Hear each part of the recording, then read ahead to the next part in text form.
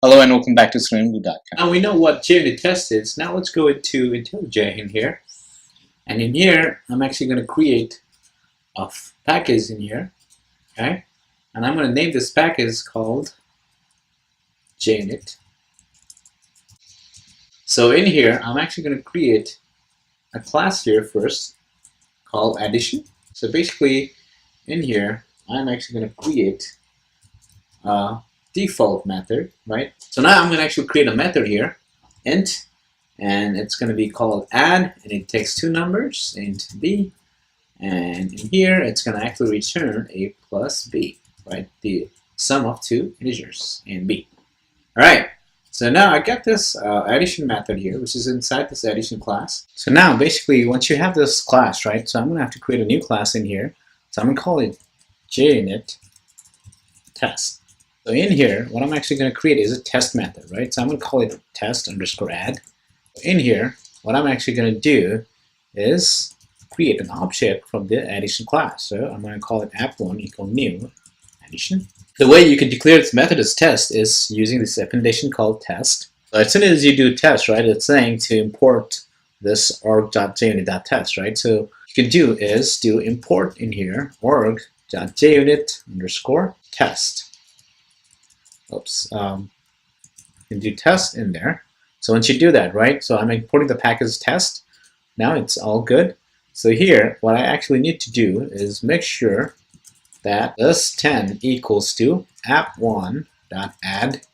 Okay, I'm going to do 55 in here. So basically what I'm actually doing here is I'm adding these two numbers and making sure it's equal to 10. So my expected number here is 10, and I'm trying to add 5 and 5 in here, right? So I'm using this assert equals, right? So now IntelliJ could not find the method in here, so I need to import the package. So now if I click in here, right, it's IntelliJ is pretty smart to tell me what I need to do.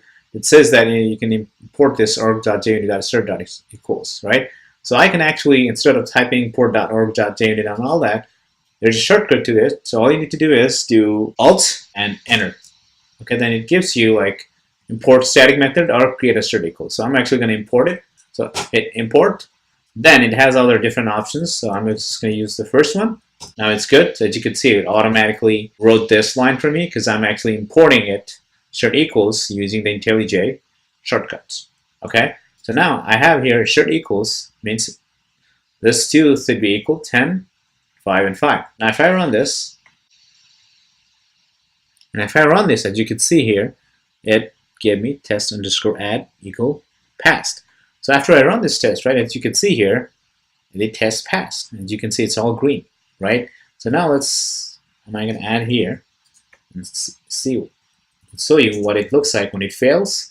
So let's make it like 50 in here, and in here I'm going to do 45, and let's say 4. Okay, and if I run this, you can see here, right?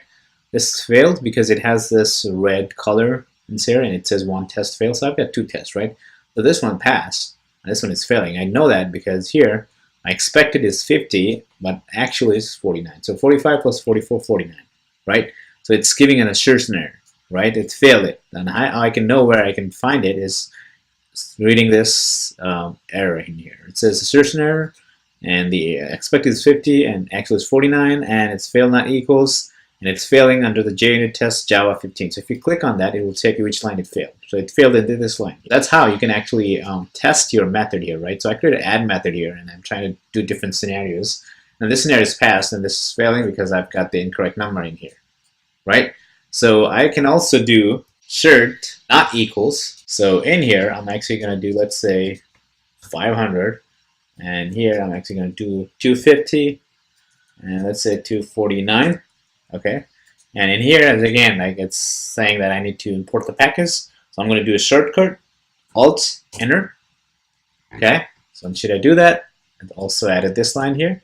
So now I'm actually going to fix this, and now all should pass because 45 plus 5 is 50, 5 plus 5 10, 250 plus 249 is equal to 499. It's not equal to 500. And it works because I'm actually doing not equals instead of equals. So that's how you can actually create a JUnit test now. So now the other thing we learned about is how you can actually create before and after, right? So here I'm actually going to do void before test, and I'm actually going to do system.out.println. So here I'm going to say running before test. So I copy this, and in here I'm actually going to do after. So in here I'm actually going to do after, and in here I'm actually going to do after test. So now it's also saying that I need to import this package. I'm going to do Alt and enter. Okay, also it added this arc.JUnit after. So now if I run this, it's going to run before test and this one right here, and it's going to say after test. You can see anything here because I don't have any print command in here, so I'm actually going to do here running addition test. Okay, so I'm going to run this again. Alright, so it says here running before test, running addition test, and running after test. So now let's say I'm going to create another test in here called test add 2. So let's add a negative number in here. So let's say -5 and -5. Let's say -500. Okay, I'm just going to delete this. In here, I'm actually going to do not equals, so -5, and I'm going to say -255 and -45. So let's say 35. Okay, so I'm going to say running addition test for negative numbers. Okay, so I got test add 1. So actually going to do here positive numbers. Okay, so whenever you write test, make sure it's very descriptive so other people would know what you're actually testing. So negative numbers. So now I got two tests: positive numbers, negative numbers. So this is actually for positive numbers, and this test is actually for negative numbers, right? So now let's run this on again. And now you can see here, right? It says running before test. So this method was called first. Then it says running addition test for positive numbers. So because you tried to run this one, this test is before this. So you run at this, and it says running after test, right? So this is before test and after test. So it ran this one here. And now again, I'm trying to run this one. So it ran this one first. So it says running before test. And now it's running this one here, running addition test for negative numbers and running after test. So this before test was run twice because I have two tests. And after test was also run twice because I have two tests here. So now the next one is before class and after class. So I'm actually going to copy this. So in here, what I'm actually going to do is I'm going to change this, okay, to before class. And here I'm actually going to change also before class. And here also I'm going to do after class. And here I'm actually going to do after class. And here, right, it's saying that now I need to import the package too. I'm going to do Alt enter, and it added before class. Okay, same thing in here. Alt enter. So it did after class in here. So I'm going to change this to run before class and run after class. So now let's run this. I'm actually going to run it. Oops. And it says here that running before class should be static. Yep. That's because this is a class method, so I need to make it static. See, that's the other thing that we need to remember.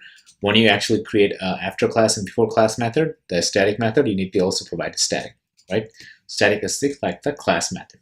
All right, so now let's run it again. And now you can see here, right? It says running before class, right? This one. And it ran addition test for positive numbers. Then again, running addition test for negative numbers, right? And running after class, right? So this run before class only ran once, and this after class ran only once. So now your next question would be, what will be the scenario, right? Here, the scenario could be like to actually create a file in here, right? Or make sure your file is there, right? You can have the code in there. Then you run your test, and after class would be destroy the file. Right? Same thing with the database, right? Connect to the database could be here. And after you do other tests, you can also close the database, right? Disconnect the database, right? That could be your on-command scenario. So that is actually before and after class. So now we ran each test, right? So now next thing we learn is how we can actually create a test suite. So I'm actually going to create a new class in here, and I'm going to call it JUnit Test Suite. So after I create a test unit suite, right? So since I tried to run it as a suite, you have to actually follow the syntax. So I'm actually going to call it run with. Okay, so I have to create actually a JUnit runner. So I'm actually going to do run with, and I'm actually going to use this suite.class. So you don't actually have to remember it. You can find it online. Okay, that's how you can actually run all your tests. And in here, I'm actually going to do suite